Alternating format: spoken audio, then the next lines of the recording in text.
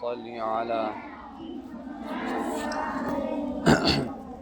Assalamu alaikum everyone. Inshallah, we will be continuing with the book Mafatih al-Hayat. This is, I think, talk number 7. So we were talking about the different disciplines and different subjects and different fields that the Prophet and the Imams have told us to go and pursue knowledge in. Right? So we talked about contemplation, we talked about reflection, and we talked about the importance of gaining knowledge. But now we're going deeper and we're trying to understand what types of disciplines has Islam encouraged us to go and learn about. So we said that Islam has told us to learn about religious topics, about aqaid, about your aqidah, what do you believe in, about the Quran, about the hadith. And this is where we had stopped. So the next section is learning about fiqh and your wajibat, the ahkam. Ahkam means laws, your rules. Okay? So look at the narration that they have put in this book over here. It is from the Holy Prophet who says that go and learn the laws of inheritance. Irth. Inheritance. So after you pass away, inshallah all of you will be very, very rich. But guess what?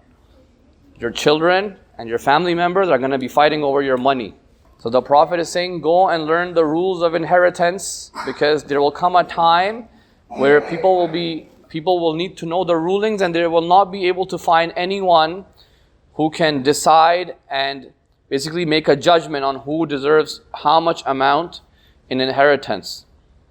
These are the necessities of life. Okay, inheritance rules and other rules as well. This narration is just being mentioned as an example of the rules that we need to be very, very familiar with.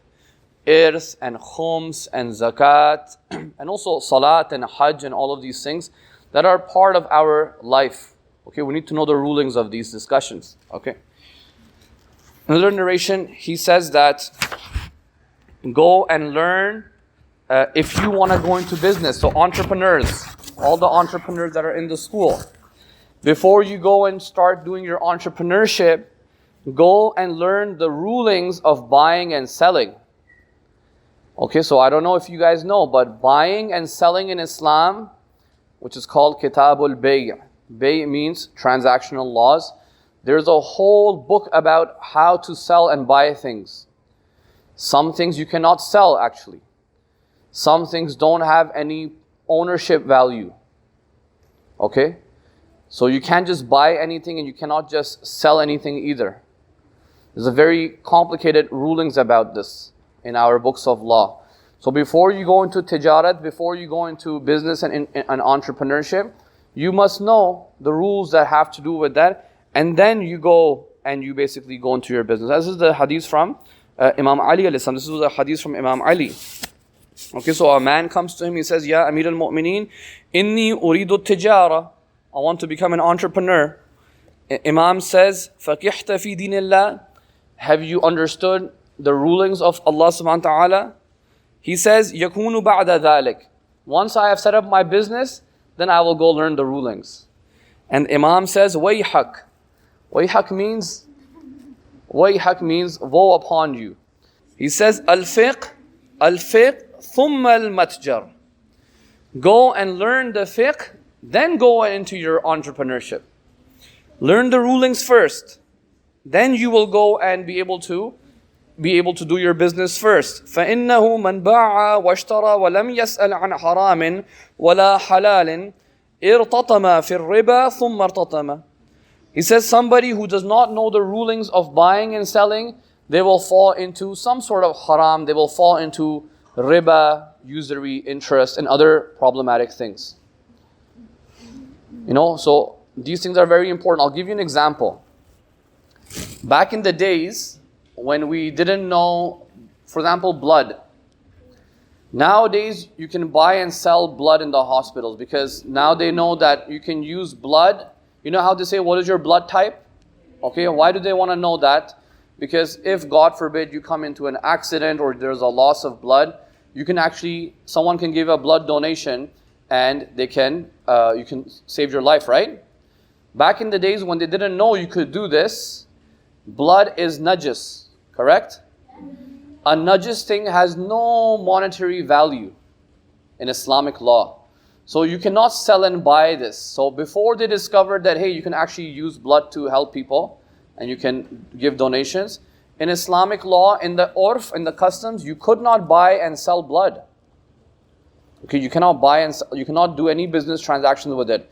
You could not even do any business transactions with a dog. It's also najis. So this is one of the rules. You cannot sell and buy things which are considered to be najis, unless there is what they call a maslaha in it. Unless the urf considers there to be some maslaha. So these are rulings that are there for businesses and transactions. You cannot buy and sell anything. There are actually rules to this. Okay, so inshallah, so this is what Imam Ali is saying. Before you decide to open up your business, before you say, oh, I have the best idea in the world, let me go and start my business, and then later on you realize, oh wait, this was actually a haram, I can't really do this, which I actually know cases where people have done that. They start something and then they realize, wait, I'm not even allowed to do this according to Islamic law. So Imam Ali is saying, go and learn the ahkam first, then go into your business. Okay? So that's about the rulings. Now look at this. A next topic is learning trade and skills. Trade and skills are things like farming and hunting and sailing, what else? Plumbing.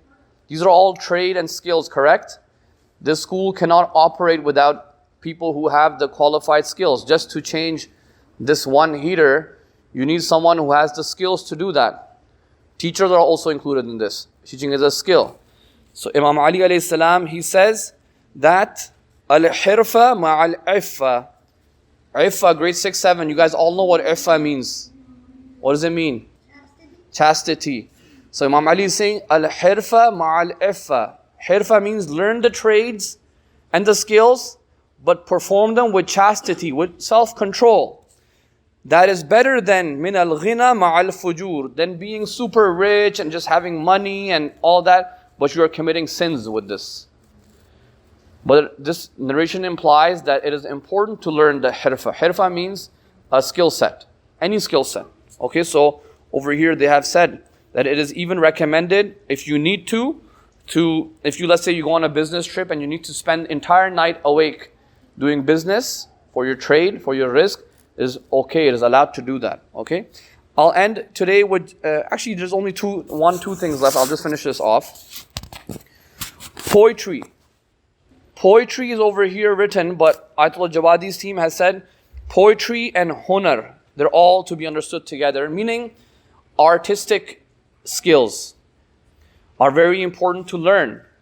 So for example, he says that all the skills and the art skills, let's say, hunar as they call it, are very important as long as they are utilized in the path of tawheed. So drama, arts, theater, poetry, these are all coming under general arts, right? So look at this. Imam Sadiq alayhi salam says that Imam Ali used to say, كان أمير المؤمنين يعجبه أن يروى شعر أبي طالب وأن يدون. He used to love it when people used to recite the poetry of Abu Talib. Abu Talib is Imam Ali's father, right? So Hazrat Abu Talib used to have a lot of very beautiful poetry actually. And Imam Ali used to enjoy it when people used to recite it and write it down, record it. Okay? And he used to say, تَعَلَّمُوهُ وَعَلِّمُوهُ أَوْلَادَكُمْ. Go and learn the poetry and teach it to your kids. Okay, why? فَإِنَّهُ كَانَ عَلَى دِينِ اللَّهِ وَفِيهِ عِلْمٌ كَثِيرٌ. Because Abu Talib was actually on the path of Allah. He was a Muslim. And in his poetry there is ilmun kathir. There's a lot to learn about the religion, about the faith, about morals in the poetry of Abu Talib. Maybe next session I will bring some lines from the poetry of Abu Talib. Actually very beautiful poetry. Very deep poetry. Okay, so that's that. Another narration from Imam Sadiq alayhi salam. He says, "O ya ma'shar al-Shia, علموا أولادكم شعر العبد فإنه على دين الله." There's a poet from their time, his name was Abdi. Imam Sadiq is saying, "O Shia, go and teach the poetry of al-Abdi to your kids. Go and teach the poetry, because remember, poetry is a communication skill. It's an art as well. So Islam is encouraging us to excel in all of these fields. That's why even the ilm talk, the debates, all of these things that we are doing in the school, the arts, are all part of this. I'm getting it from right here. I'm not making it up on my own. These are the things that they push you, right? And then the last one is a very famous narration. All of you have probably heard it. This is also about maharat. Maharat is also like a skills. Basically, teach your children archery and swimming. Okay, these are life skills that are very, very important. That's why we have clubs. In the report card, what does it say? Life skills. Inshallah, in the future, we can have archery club. Yeah, I believe we should have archery club. Okay? So, these are all the... So, I'm saying, look, in Al-Hadi school, in the report card, we have all of the things that are mentioned here in these. We have the spirituality, we have the physical education, we have the life skills, we have the academics. All of it is right here from the narrations of the Imams. None of it was just something we made up. It is all over here in the narrations of the Ahlul Bayt alayhi salam.